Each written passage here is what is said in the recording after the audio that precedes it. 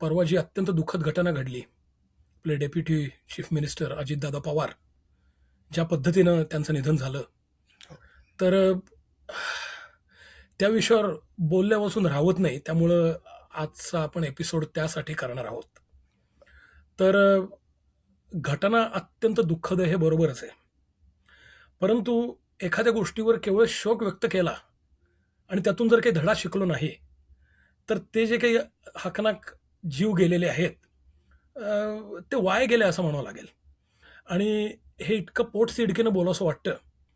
कारण जेव्हा त्याच्या बऱ्याच गोष्टी माझ्या वाचनात आल्या या अपघातासंबंधात, तेव्हा असं लक्षात आलं, की धोक्याची निशाणं ही अ, काही वर्ष या भागात विशेषतः विमानतळाबद्दल हो. अधिकृत समित्यांतर्फे दिली जात होती आणि ही चर्चा या निमित्तानं लोकांपुढे येणं आवश्यक आहे. तर सुरुवातीला मी एवढं सांगू शकेन, की अ, एक तर मुळात ज्याला इन्फ्रास्ट्रक्चर म्हणतात, पायाभूत सुविधा ज्याला म्हणतात, अ, त्या मुळातच त्या विमानतळामध्ये खूप कमी प्रकारच्या होत्या. म्हणजे विमानतळाला विमानतळ का म्हणतात, त्याच्यासाठी जो दर्जा असतो इन्फ्रास्ट्रक्चरचा, त्यातल्या बऱ्याच गोष्टी या विमानतळावर नव्हत्या. ज्या होत्या, त्यांच्या सुरक्षिततेची व्यवस्था अत्यंत तुटपुंजी होती आणि जी काही व्यवस्था होती, जी मुळातच कमी होती, त्याच्याकडे देखील रेग्युलेटर त्याचं नियमन करण्यासाठी ओव्हरसिअर जे असतात, हो. तर या सर्व गोष्टींकडे पूर्ण दुर्लक्ष झालं होतं. म्हणजे मुळात इन्फ्रास्ट्रक्चर नाही, सुरक्षितेची सुविधा नाही आणि जे आहे त्याच्याहीकडे जर लक्ष देत नाही, ही परिस्थिती जर राज्याच्या डेप्युटी मुख्यमंत्र्यावर ओढवू शकते, तर सामान्य माणसांनी काय करावं? हा अत्यंत त्रासदायक प्रश्न याच्यातून उभा राहतो. अशी मला सुरुवात करायची. मला वाटतं आता तू थोडे तुझे विचार व्यक्त कर. हो, बरोबर आहे. बरोबर आहे. आणि तो जो पायाभूत सुविधांचा मुद्दा मांडलास, तर तो म्हणजे मी थोडंसं जे अतिरंजित होणार नाही, पण असं विधान मी करीन, की विमानतळाच्याच बाबतीत पायाभूत सुविधांचा अभाव आहे, असं नाही. तर ठिकठिकाणी आणि आपल्या देशामध्ये सर्वत्र पायाभूत सुविधा हा विचार राजकारणी मंडळींनी कधी केला आहे की नाही, इतपत शंका यावी. असं कोणी जर बाहेरच्या जगात फिरून आलेल्या व्यक्ती असतील, तर त्यांना ते ताबडतोब जाणवेल, ताबडतोब लक्षात येईल. ह्यावर्षी मी काही 3-4 देशांमध्ये जिथे-जिथे बाहेर जाऊन आलो, तर तिथे-तिथे मला आपल्याकडच्या पायाभूत सुविधा, इन्फ्रास्ट्रक्चर आणि त्या देशांमधलं इन्फ्रास्ट्रक्चर याच्यामध्ये थोडाफार 19-20 असा फरक असेल, तर आपण म्हणू शकतो, की आमचा विकसनशील देश आहे. आम्हाला अजून थोडी वर्ष द्या. आम्ही पण तिथपर्यंत येऊ शकू वगैरे, वगैरे. मला असं वाटतं, की जमीन अस्मानाचा फरक पाश्चात्य देशांमध्ये आणि भारतामध्ये पायाभूत सुविधांमध्ये आहे आणि हा जमीन अस्मानाचा फरक हा 2-4 वर्षांमध्ये भरून निघण्यासारखा नाही. त्याला 50 एक वर्ष तरी जावी लागतील आणि नुसत्या पायाभूत सुविधा असणं, म्हणजे त्या एकदा केल्या की आपलं काम संपलं, असा भाग नाहीये. त्याच्यामध्ये त्याला जोडून असे अनेक मुद्दे आहेत आणि त्याही मुद्द्यांवर मला थोडंफार आज कुठेतरी मला असं वाटतं की कमेंट्स काही करायच्या आहेत. अगदी बरोबर आहे. म्हणजे इतर क्षेत्रामधल्या पायाभूत सुविधांचा अभाव यावर आपण हा प्रसंग ही दुर्घटनेची थोडी चर्चा झाल्यानंतर आपण त्यावर येऊच, कारण तो महत्त्वाचा विषय आहे. हो, हो. परंतु विशेषतः आता परत बारामतीकडे जर विषय वळवायचा झाला, तर या दुर्घटनेनंतर मी थोडं वाचन केलं आणि बऱ्याच गोष्टी अशा लक्षात आल्या, हो. की एक तर बारामतीचा जो विमानतळ आहे, त्या विमानतळाच्याच काही मर्यादा आहेत. तर तिथून आपण सुरुवात करू मला वाटतं. तर इन्स्ट्रुमेंट लँडिंग सिस्टीम ही जी गोष्ट असते, की ILS करेक्ट. हां, आय-एन-एस विमान उतरताना अ, ते सुरक्षितपणे उतरावं यासाठी कंट्रोलर वगैरे जरी असतात तिकडे आपण येऊच, पण अत्याधुनिक उपकरणांचा वापर केला जातो. म्हणजे समजा एक उपकरण आहे, ते तुम्हाला तुमच्या उभ्या पातळीवर व्हर्टिकल लँडिंगची जी काही माहिती आहे ती सगळी तुम्हाला देईल. हो. दुसरे ती साइडवेज लॅटरल लँडिंगची माहिती देईल. बरोबर. तिसरं उपकरण हॉरिझॉन्टल आडव्या लँडिंगची माहिती देईल. म्हणजे त्या संपूर्ण धावपट्टीचा 3 डिमेन्शन मधला त्रिमितीमधला मॅप तुमच्यासमोर तो सतत उभा करतात. म्हणजे प्रत्येक क्षणी विमानाची वाटचाल होत असताना तुम्ही त्या ह्याच्यात कुठे आहात, हे संपूर्ण त्या इन्स्ट्रुमेंट तर्फे तुम्हाला कळवतं. प्लस कंट्रोल बरोबर, टॉवरवरचे लोक असतातच. बरोबर. मानवी डोळा एखाद्या गोष्टीची खोली, उंची दाखवणं म्हणजे आपण जेव्हा दरीच्या काठावर उभं राहतो, तेव्हा आपलं डोकं गरगरतं. कारण पाय सांगतायत, की तुम्ही 5 फूट उंचीवर आहात आणि डोळे सांगतायत, की तुम्ही 10,000 फूट उंचीवर आहात. बरोबर. हे जे संदेश मेंदूला जातात त्यामुळे ते डोकं गरगरतं. असा विचार करा, की तुम्हाला दरीत उतरायचंय आणि तिची खोली, आजूबाजूचं वातावरण ह्या सगळ्यांची माहिती तुमच्यापासून काढून घेतली आणि चांगलं दरीत उडी मारा. हे ऐकायला जेवढं भयंकर वाटते, तो प्रकार या विमानाच्या बाबतीत घडला. याचं कारण बारामती एअरपोर्टवर या इन्स्ट्रुमेंटल लँडिंगची सुविधा नाहीये. नाही. म्हणजे पुन्हा प्रश्न असा येतो, की मग याला एअरपोर्टचा दर्जा कोणी दिला? आपण त्याकडे येऊ. तर ही त्या विमानतळाची पहिली मर्यादा आहे. दुसरी मर्यादा म्हणजे ते ट्रेनी पायलट्स त्या विषयावर थोडंसं तू बोल, त्या कंट्रोल टॉवरमधल्या. अ, मला असं वाटतं, की म्हणजे एअर ट्रॅफिक कंट्रोल हा जो भाग असतो, की जो अनेक विमानतळांना आणि भारतामध्ये खूप कमी भारतातल्या मला असं वाटतं, की म्हणजे असं म्हटलं जातं, की भारतामध्ये एक साधारण 400-500 विमानतळ आहेत एकंदरीत. त्यातले बरेचसे नेहमीच्या वापरात नाही आहेत. म्हणजे ऑपरेशनल नाही आहेत. साधारण एक 150 ते 200 विमानतळ भारतातले ऑपरेशनल आहेत, असं म्हटलं जातं. त्या साधारण 200 पैकी 33 किंवा 35च विमानतळ असे आहेत, की जे खऱ्या अर्थाने ज्याला थोडाफार दर्जा आहे, तिथे एअर ट्रॅफिक कंट्रोल आहे आणि खऱ्या अर्थाने इन्फ्रास्ट्रक्चरल काही सोयी आहेत. म्हणजे आपण जर तसं बघितलं तर एक 15-20% आपल्याकडचे विमानतळ हे साधारण जरुरी पुरत्या सुविधा असलेले आहेत. त्यातले मोठ्या शहरांमधले काही जर सोडले, तर इतर लहान गावांमध्ये म्हणजे अगदी पुणं आता पुणं इतकं मोठं शहर आहे. पण पुण्याचा विमानतळ आणि म्हणजे खरोखर पुण्यातला विमानतळ हा बाकी जगातल्या खेड्यांमधला विमानतळ असावा, हे सत्य आहे. आणि पुणे हे भारतातलं बऱ्यापैकी म्हणजे टॉप 10, टॉप 15 मध्ये येणारं शहर आहे. तर आपल्याकडे हा कधी विचार तसा पूर्वीपासून झालेला नाही. त्याला महत्त्व दिलं गेलेलं नाही आणि अ, विमानतळांवर एअर ट्रॅफिक कंट्रोल आणि त्याच्या बऱ्याच गोष्टी असतात कारण एअर ट्रॅफिक कंट्रोलर जे असतात. तर येणाऱ्या विमानाला त्या विमानापासून विमानतळ किंवा ते जे विमानतळावर एक रडार असतं, ते ठराविक कोनांमध्ये फिरत असतं किंवा ठराविक कोनांमध्ये ते असतं.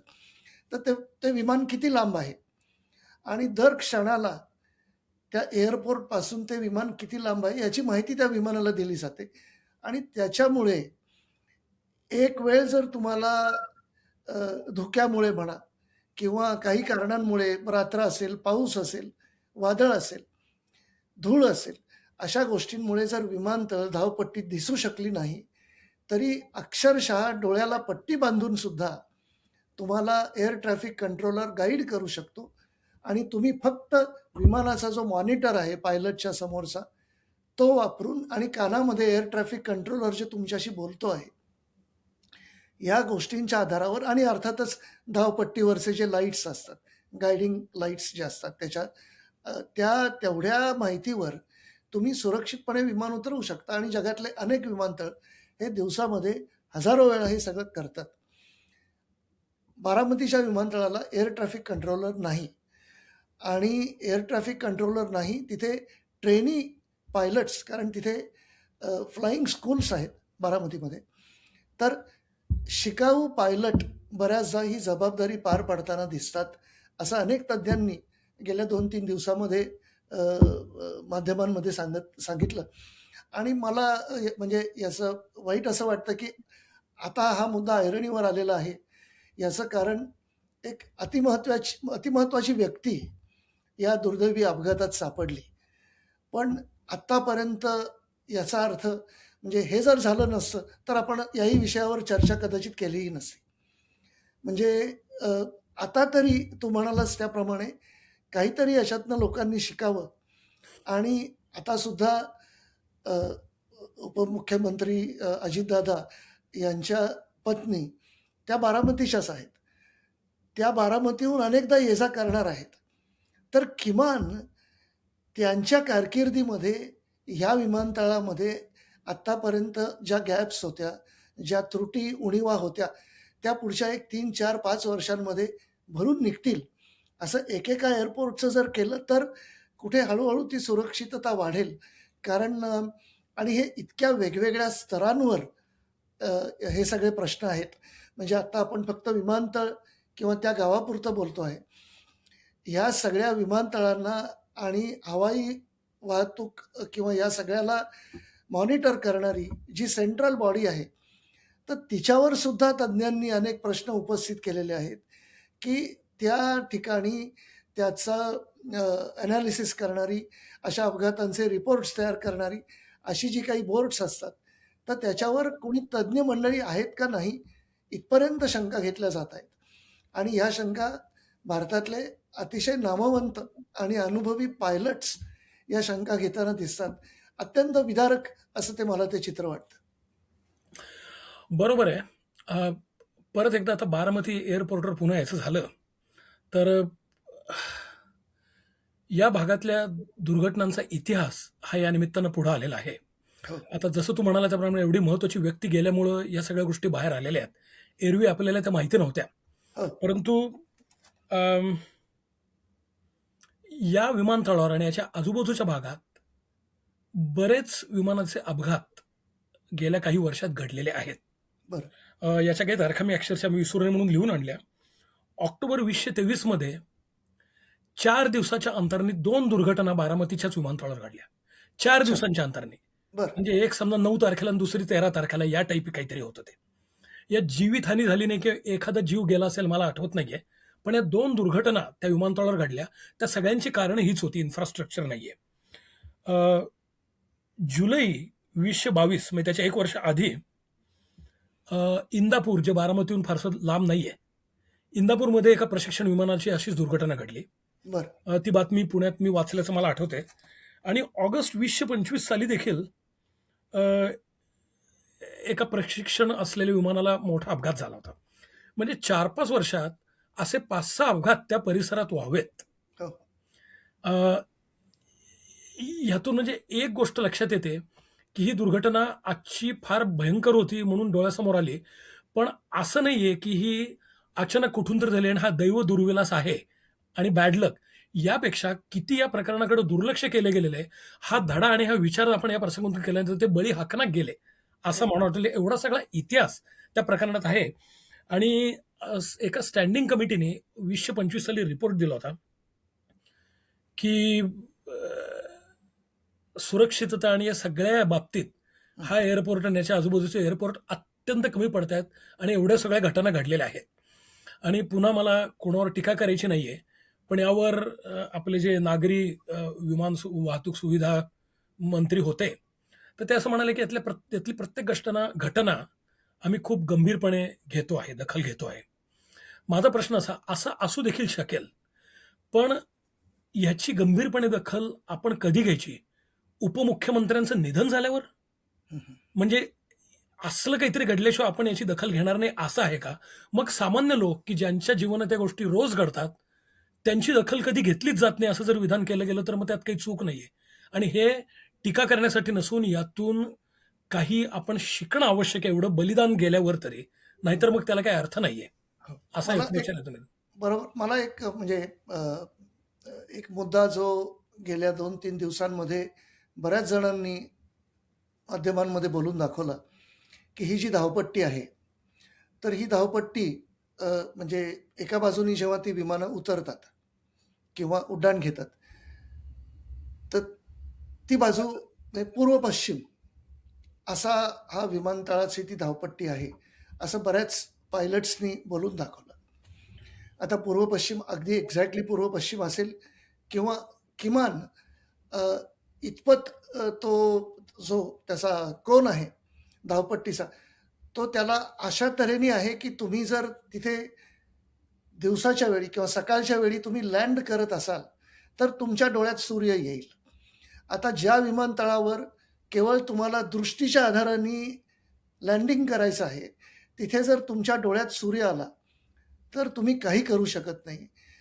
साधा आपण गाडी चालवताना म्हणजे मी गेले 40 वर्ष मी गाडी चालवताना मला माहिती आहे, की मला माझ्या घरासमोरचा जो रस्ता आहे, तर तो संध्याकाळी बरोबर पश्चिमेला मला त्या त्या काळामध्ये 5:30-6च्या वेळी जर मी त्या रस्त्यावरून येत असेल, तर मला काहीही दिसत नाही आणि सगळ्या वाहनांचा वेग अक्षरशः 5-10 किलोमीटर पर हॉवर असा होतो. याचं कारण एखाद्या आंधळ्या माणसासारखी तुम्ही गाडी चालवत असता. हे गाडी चालवताना घडतंय.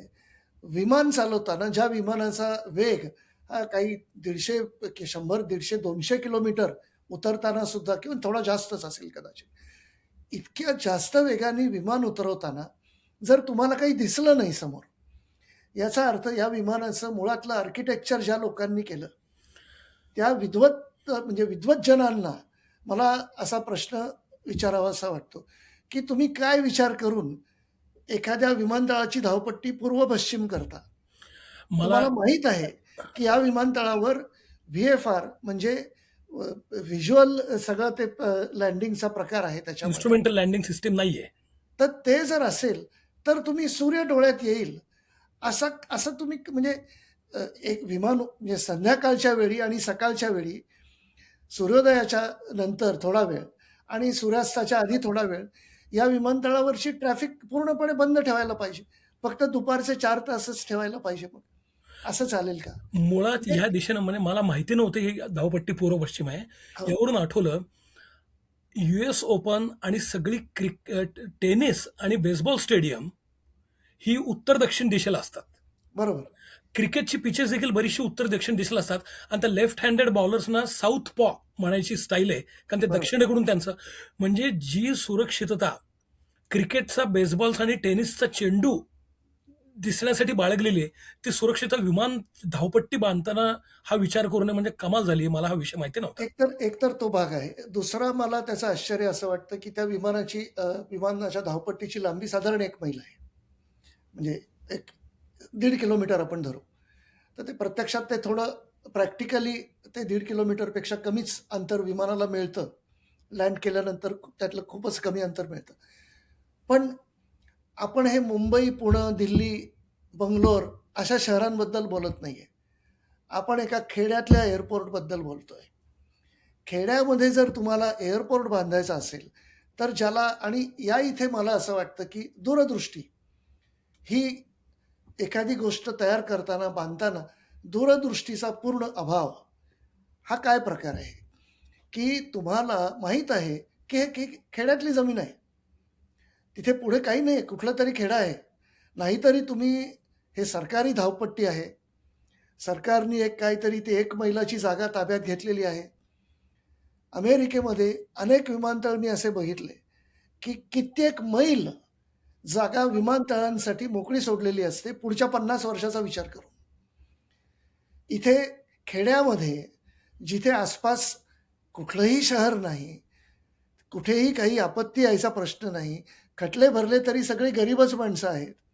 असं काही कोणी त्याच्यामध्ये तुमच्या विरुद्ध कोर्टामध्ये काही सरकारविरुद्ध जाणार नाही. अशामध्ये तेवढ्यापुरता हे काही नेपाळ किंवा काठमांडूची धावपट्टी नाहीये, की तिथे तुम्हाला जागाच नाहीये.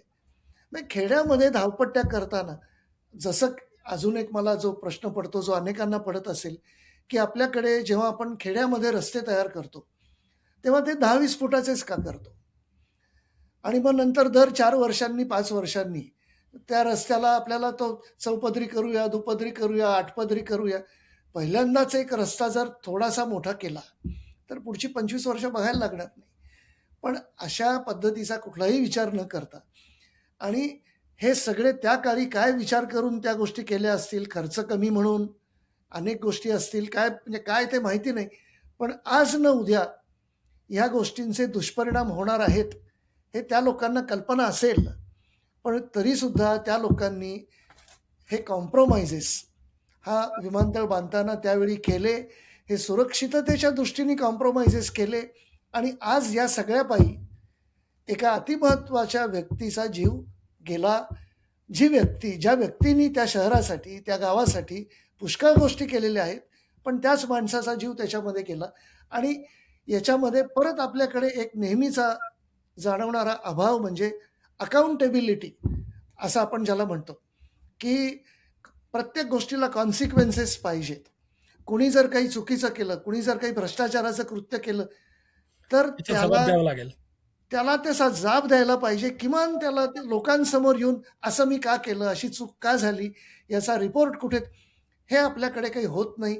या सगळ्या गोष्टी चादरीखाली झाकल्या जातात, सरकवल्या जातात आणि नंतर म्हणजे आजसुद्धा हा परवा अपघात झाला म्हणून आज आपण याच्यावर बोलतोय.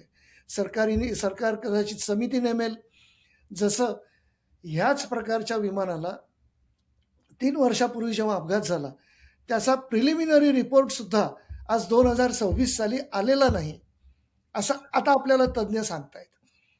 त्यामुळे हा 2026चा जो अपघात आहे, ह्या अपघाताचा प्रिलिमिनरी रिपोर्ट 2029 पर्यंत येईल का नाही याची शाश्वती नाही. 2029ला महाराष्ट्रात, देशात कुठलं सरकार आहे कुणालाही माहिती नाही आणि कदाचित लोक तेही विसरून जातील. कारण पुन्हा एकदा पब्लिक मेमरी इज शॉर्ट आणि आपल्याकडे निवडणुका आल्या तर त्या पक्षाला म्हणा किंवा त्या संस्थांना म्हणा किंवा त्या व्यक्तींना म्हणा, हा जाब विचारण्याचं एक जे त्याची जबाबदारी ही समाज माध्यमांकडे असते. याच्यामध्ये पत्रकारितेकडे याची जबाबदारी आहे. टेलिव्हिजन, रेडिओ, न्यूजपेपर्स ही मंडळी, ही आपली जबाबदारी त्याच्यातून ते कधीच बाहेर पडलेले आहेत. ती ते जबाबदारी हल्ली मानतही नाहीत आणि त्यांना फक्त हॉलिवूड किंवा बॉलिवूड किंवा क्रिकेट याच्या पलीकडे त्या मंडळींना कशाचं काही गांभीर्य वाटत नाही. आज जर मी लोकसत्ता आत्ता मी दाखवू शकतो, की लोकसत्ता.comला जर मी आत्ता गेलो, तर त्याच्यामध्ये अमुक मराठी नटीला गुलाबी साडीत तिचं सौंदर्य कसं खुलतंय आणि शेजारी दुसऱ्या नटीचं सौंदर्य संक्रांतीच्या काळ्या साडीत कसं खुलतंय, हे लोकसत्तासारखं सगळ्यात म्हणजे मराठीमधलं सर्वात प्रमुख वृत्तपत्र आपण ज्याला म्हणतो, तर त्या वृत्तपत्राला सुद्धा या नटनट्यांच्या चेहऱ्यांशिवाय त्यांना खपाचं आता काही गॅरंटी नाही. त्यामुळे फक्त सवंग बातम्या म्हणजे लोकसत्ता.comला गेल्यानंतर अग्रलेख तुम्ही वाचायचा असेल तुम्हाला, तर तिथे तुम्हाला काहीतरी गंभीर चर्चा असेल नसेल ह्याशिवाय अक्षरशः भोक्कड अशा प्रकारच्या बातम्या आपल्याकडची ही वृत्तपत्र देतात आणि त्याला कशालाही म्हणजे त्यांनी ते स्वतःची जबाबदारी मानतच नाहीत आणि कुणीच ही जबाबदारी मानत नसल्यामुळे कालांतराने अशा गोष्टी घडत असतात आणि मागे एकदा आपले एक मंत्री म्हणाले होते, की मोठ्या-मोठ्या शहरामध्ये दुर्घटना कायम घडतच असतात. तर मला ते परत ते आठवलं, की हे खरं आहे. म्हणजे त्यांच्या त्या बोलण्याचा त्यावेळी सगळ्यांना राग आला. परंतु आपल्या देशामध्ये आपण अशा घटनांना ज्या प्रकारे सामोरे जातो, कारण आपल्याला पटकन आपण हे विसरून जातो. उद्या भारत आणि न्यूझीलंडची क्रिकेटची मॅच असली किंवा भारत-ऑस्ट्रेलिया क्रिकेटची मॅच असली. मी खात्रीने सांगतो, अजितदादांची बातमी ही पान क्रमांक 4 वर जाणार आहे. आणि कुठल्या माणसानी 4 षटकार मारले, कुणी 3 षटकार मारले, कुणाचं काय भुकलं आणि कुठल्या नवीन सीरियलमध्ये कुठली सून सासूशी भांडली, ह्याच्या पलीकडे मराठी माणसांना आणि ओव्हरऑलच भारतीय लोकांना इंटरेस्ट आता कशातच काही नाहीये. त्यामुळे आणि नेते मंडळी सुद्धा वल्गना करण्याच्या पलीकडे काय करणार? त्यांना कशातच इंटरेस्ट नाही. या एव्हिएशनबद्दलच मी भारतातल्या टॉपमोस्ट एव्हिएशन एक्सपर्ट्सचं पॅनेल हे गेल्या वर्षीचं त्यांच्यात 3-4 त्यांचे काय अ, हे मीटिंग्स त्या ऑनलाईन मी बघत होतो. बहुतेकांनी भारत ही जगातली 3ऱ्या नंबरची हवाई वाहतूक सत्ता आहे वगैरे. म्हणजे इतकं धादांत खोटं बोलणारी मंडळी आपल्याकडे आणि कशासाठी? आपण जर असं मान्य केलं, की आपण मागे आहोत एखाद्या क्षेत्रामध्ये आणि उद्या आम्ही प्रयत्न करून त्याच्यात पुढे येऊ. पण मुळातच हे मान्यच केलं नाही. फक्त वल्गनाच करत राहायच्या असतील, तर मग काही प्रश्नच नाही आणि सुधारणेची अपेक्षाही ठेवण्याचं काही कारण नाही. हा जो मुद्दा मांडला, की आपण 3ऱ्या क्रमांकावर आता हवाई वाहतुकीच्या बाबतीत गेलेलो आहोत. अ, हे तिसऱ्या नंबरवर आपण आहोत का नाही हे मला नक्की माहिती नाही. पण असं जर असेल किंवा याच्या जवळपास जरी काही असेल, तरी फार धोकादायक गोष्ट अशासाठी आहे, की त्या स्टँडिंग कमिटीच्या अहवालामध्ये हे म्हटलेलं होतं, की भारताचा एक आर्थिक विकास जो सध्या चाललेला आहे, त्या मानानं इन्फ्रास्ट्रक्चर, पायाभूत सुविधा अत्यंत त्याच्या मागे पडतायत. हो, हा मुद्दा अत्यंत महत्त्वाचा आहे. कारण याचा अर्थ इकॉनॉमी सुधारतीये, लोकांकडे जास्त पैसे येत आहेत वगैरे सगळं ठीक आहे. त्याची कारणं जी काही असतील ती असतील. परंतु हे सगळं करताना ज्या शहरांचा ज्या बेसुमारपणे विकास होतोय, त्यांना चांगल्या रीतीने त्यांचं जीवन सपोर्ट करण्यासाठी जी अंतर्भूत व्यवस्था लागते, ती जर नसेल, तर तो विकास नक्की कशाचा झाला किंवा त्याला विकास म्हणावा का, हा प्रश्न आहे. याचं कारण हा विकास झालाय की नाही हे अमान्य करण्याचा मुद्दा नसून, सर्वांगीण विकास होण्यासाठी ज्या गोष्टी आवश्यक असतात, त्यात आरोग्य, क्रीडेची मैदानं, शुद्ध हवा, अशा 100 गोष्टी त्याच्या येतात. नुसते कारखाने किंवा रस्ते मोठे करून किंवा हे वाढवून त्याला विकास म्हणता येत नाही. या विषयावर त्यांनी जे सांगितलं होतं, की इन्फ्रास्ट्रक्चर आपलं फार कमी पडतंय आणि कधी-कधी हे बारामतीसारखे जे विमानतळ आहेत किंवा छोट्या-छोट्या ठिकाणी विमानतळ केलेले आहेत, जे अनियंत्रित विमानतळ आहेत आणि ज्यांची दळणवळण व्यवस्था या त्या प्रायव्हेट चार्टर्ड कंपन्या करतात, की ज्यांच्यावर कुठले निर्बंध नाहीयेत आणि ज्या अनेक स्तरांमधून सुरक्षितेची जी व्यवस्था मोठ्या प्रमाणावर केली जाते, त्या खाजगी कंपन्या असल्यामुळे ते करत नाहीत. म्हणजे हा हो. सगळा कारभार आपल्या शेजारच्या माणसाला थोडे पैसे देऊन काम चालवपणे करायचं, या पातळीवर हा प्रकार येतो. आणि या साध्या बाबतीत घडला तरी ठीक आहे. विमानांच्या बाबतीत जर हे होत असेल किंवा पायाभूत सुविधांच्या बाबतीत हे होत असेल, तर करेक्ट. अशा प्रकारच्या दुर्घटना होत होणार नाहीत असं नाही, तर ऑलरेडी होत आहेत. म्हणजे एक डोक्यात असं विचारलं, की अनियंत्रित रस्त्यावर जेव्हा सिग्नल नसतात, तेव्हा वाहतुकीची कोंडी होते. फार-फार तर 2 मोटरसायकलवाले एकमेकांना आपटतात आणि शिवीगाळ होते आणि थोडं खर्चतं. जेव्हा रेल्वे गाड्या अनियंत्रित असतात, ती रेल्वेची फाटकं, तेव्हा अपघात होतात आणि अनेक हत्ती त्या आसामच्या जंगलामध्ये मारले गेलेले आहेत रेल्वे गाड्यांच्या बिन फाटकांच्या त्या स्टेशनामुळं. बापरे! आणि जेव्हा हा प्रकार विमानावर होतो, तेव्हा त्याचे काय परिणाम घडतायत हे आपण बघतोय. म्हणजे अनियंत्रितता ही कुठल्या पातळ्यांवर आहे आणि त्याचे काय परिणाम होतायत. हो, हो. परत एकदा सुंदर आणि मोठ्या आगगाड्या ज्यात उत्तम प्रकारचा ब्रेकफास्ट मिळेल आणि वातानुकूलित असेल, अशा आगगाड्या बांधणं काही अवघड नाहीये. ही चांगली गोष्ट देखील आहे. आरामशीर प्रवास करा. परंतु खऱ्या अर्थानं विकास आहे का? जर तुमचे रूळ, रेल्वे मार्ग हे पूर्वीसारखेच दाटीवाटीचे असतील, तर कितीही सुंदर गाड्या त्याच्यावर टाकल्या, तरी त्या विकासाला मर्यादा येणार आहेत. हे एका दिवसात होणारं काम नाही मला माहिती आहे. पण हो. लोकांनी देखील कुठल्या गोष्टींनी होरळून जावं, की अरे अमक्या गाडीत मला आज बाकरवडीचा ब्रेकफास्ट खायला मिळाला. बाकरवडीने काही फरक पडत नाही. जर तुम्हाला तेवढेच 5-5.5 तास लागत असतील, तर ह्या गोष्टींनी किती दिपून जावं किंवा ह्याला कितपत विकास म्हणावं, हा प्रश्न आहे.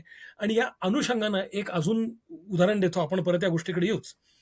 पण मी गेल्या वर्षी पुण्यात जेव्हा होतो, हो.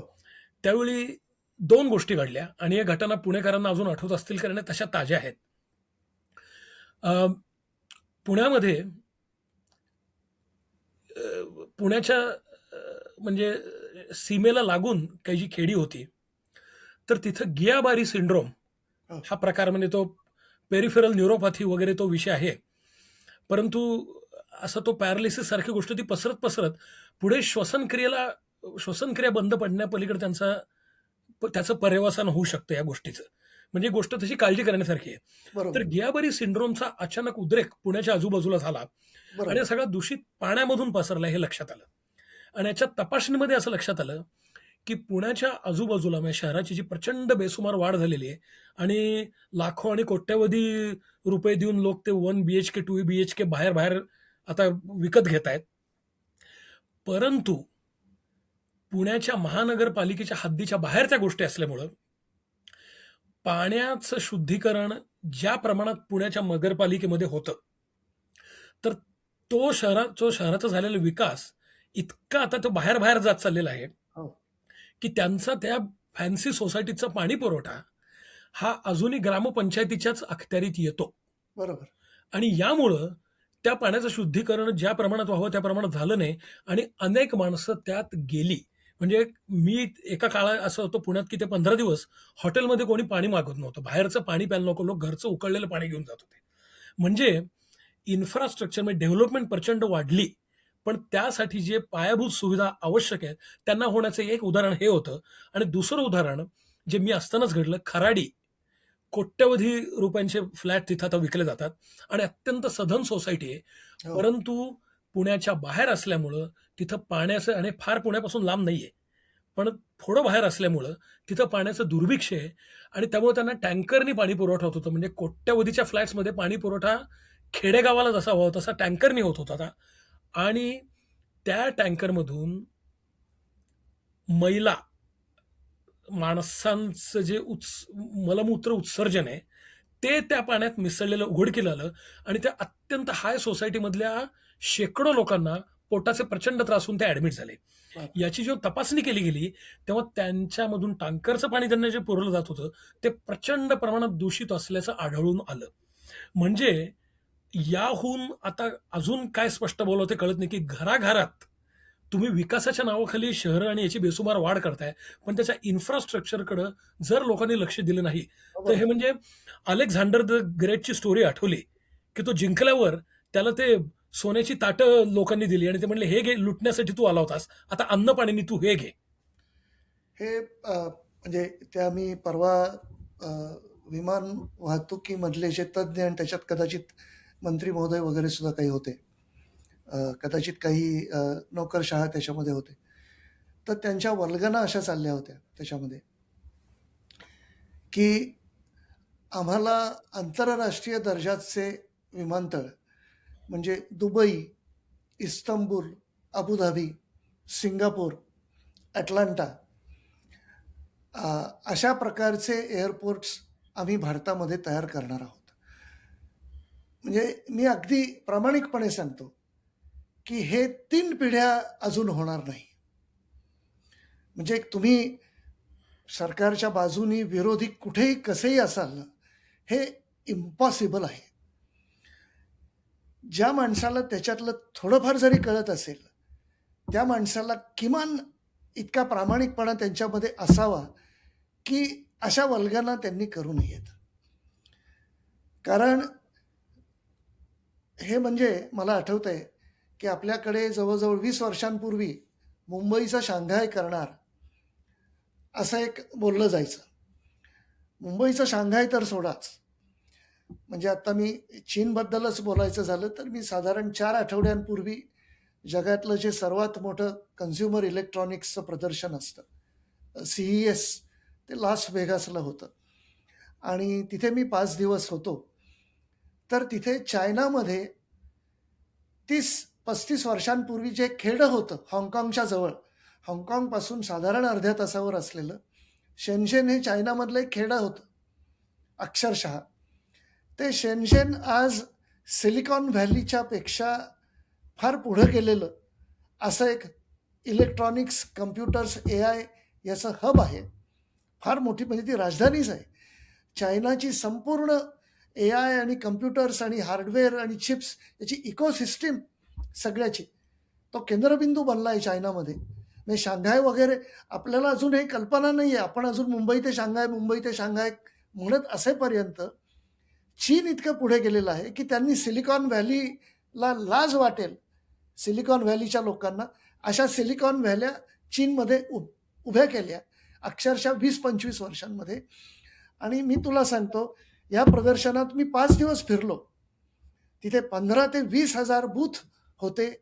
जगामध्ये computers, chips, artificial intelligence, electronics याच्यामधली लेटेस्ट काय जी प्रगती असेल, भारताचा एकही बूथ मी बघितला नाही. भारताचा एकच बूथ होता, तो म्हणजे मोबाईल फोनला प्लास्टिकचे स्क्रीन जे वरचे असतात, काचेसारखे, ते कॉर्निंग कंपनीचं, ते कॉर्निंग कंपनीची एक सबसिडियरी नोएडाला आहे. याच्या उलट चीनच्या कमीत कमी 10,000 ते 15,000 कंपन्या चक्क त्या एका शहरातल्या मी बघितल्या. आणि म्हणजे प्रत्येक आयटम, प्रत्येक गोष्ट, उदाहरणार्थ एआयचे ग्लासेस, जे तुम्हाला भाषांतर करू शकणारे चष्मे, एका शेजारी एक 100 चीनी कंपन्या त्या एका गावातून आलेल्या जसं पुण्यामध्ये सारसबागेला आपण फटाके पूर्वी विकत घ्यायला जायचो, तर ते शिवकाशीची किंवा कुठल्यातरी मद्रासजवळ त्या एकाच गावातले 100 तिथे दुकानदार असायचे. हा तसला प्रकार हे चीनमधली मंडळी हे संपूर्ण जगावर आज राज्य करतायत. आणि आपल्याकडे आपले नेते फक्त वल्गना करतात. आम्ही ह्याच्यात पुढे आहोत, आम्ही त्याच्यात पुढे आहोत. एकदा हे मान्य करायला काही हरकत नाही, की आम्ही मागे पडलो होतो. कारण जोपर्यंत आपण हे मान्य करत नाही, तोपर्यंत पुढे काय आणि मागे काय हे आपल्याला कळलेलंच नाही असा त्याचा अर्थ आहे. त्यामुळे म्हणजे हे इलेक्ट्रॉनिक्स, कॉम्प्युटर्स त्या क्षेत्रातलं आहे. पण विमान वाहतुकीच्या क्षेत्रामध्ये सुद्धा असं बोलण्यात अर्थ नाही, की आम्ही दुबईसारखा एअरपोर्ट भारतात बांधू, सिंगापूरसारखा भारतात बांधू. शक्य नाहीये. शक्यच नाहीये. म्हणजे हे बोलणारी मंडळी ही अप्रामाणिक आहेत, असं मी अगदी स्पष्ट सांगेन. कारण ते खोटं बोलतायत. त्यांना हे माहीत आहे, की आपल्याकडे हे जमणार नाही. आणि कारण ह्याच्यासाठी ज्या प्रकारची मानसिकता लागते, ती आपल्या नेत्यांमध्येच नाही. जनतेमध्ये तर नाहीच नाही. पण नेत्यांमध्ये सुद्धा नाही. आणि नेते फक्त जनतेला मला आठवतंय 74 का 73 साली पुण्यातले काही नगरसेवक उटी दौऱ्याला गेले होते. तुला कदाचित ते आठवत असेल. आणि पुण्याच्या दैनिक सकाळमध्ये नगरसेवक उटी दौऱ्याला कारण उटीला जाऊन उटीनी स्वतः ते गाव कसं डेव्हलप केलेलं आहे उटकमंड, त्याप्रमाणे पुण्यामध्ये डेव्हलपमेंट करायची. हे 50 वर्षांपूर्वीची गोष्ट आहे. पुण्यामध्ये उटकमंडसारखी एकही गोष्ट 50 वर्षात झालेली नाही. झाली असेल तर एखाद्या राजस्थानच्या वाळवंटासारखी निश्चित झालेली आहे.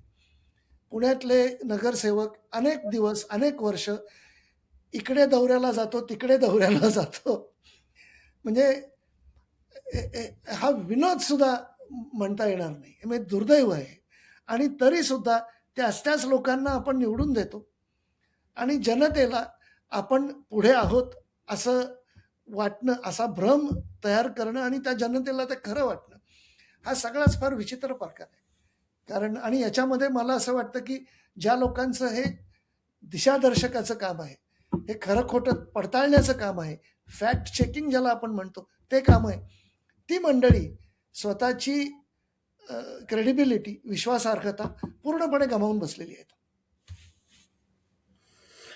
बरोबर आहे. बांधकामात देखील आपण पाहतो, की हा पूल बांधलेल्याच्या 4थ्याच दिवशी पडला. सांताक्रूझ एअरपोर्टवर एकदा हो, काही हो. वर्षापूर्वी झालं हो, होतं, हो. की बिल्डिंग नवीन बांधलेली पडली, जीवनहानी झाली. म्हणजे पुन्हा एकदा ह्या गोष्टी दैवदुर्विलास नसून हे एक सिस्टमचा हा पराभव आहे. हे टाळता क्वालिटी आलं असतं. यांचा अजितदादांचा मृत्यू हा प्रिव्हेंटेबल होता. टाळता हे येण्यासारखं टाळता होतं. आलं असतं. हा देअर त्यातला वॉज वाईट भाग आहे. This was unnecessary. हां, अगदी हे बरोबर आहे. पूर्णपणे टाळता येण्यासारखी गोष्ट आहे. हा त्यातला सगळ्यात वाईट भाग आहे. सगळ्यात वाईट भाग त्यातला हा आहे आणि त्याकडे दुर्लक्ष करून अ, हे एक कुठल्यातरी नशिबाला दोष द्यायचा किंवा जे व्हायचं ते होत असतं किंवा त्या बाबतीत कोण काय म्हणते मला माहिती नाही. पण अशा प्रकारची एक मनस्थिती आहे, यामध्ये वस्तुस्थितीकडे पाहणं आणि त्यातून काही बोध घेणं, हे आपल्याकडं व्हावं तेवढं होत नाही. हो. आणि हे एवढं बोलण्याचं कारण एकच, की परत एकदा म्हणजे माझ्यासारख्या सामान्य माणसाला वाटतं, की उपमुख्यमंत्र्यांचे जीव व्यवस्थापनाच्या हलगर्जीमुळे जर जाऊ शकतो, बरोबर. तर तुमच्या आमच्यासारख्या सामान्य माणसाला आणि आपल्या कुटुंबियांना त्यांनी कशाची आशा करावी?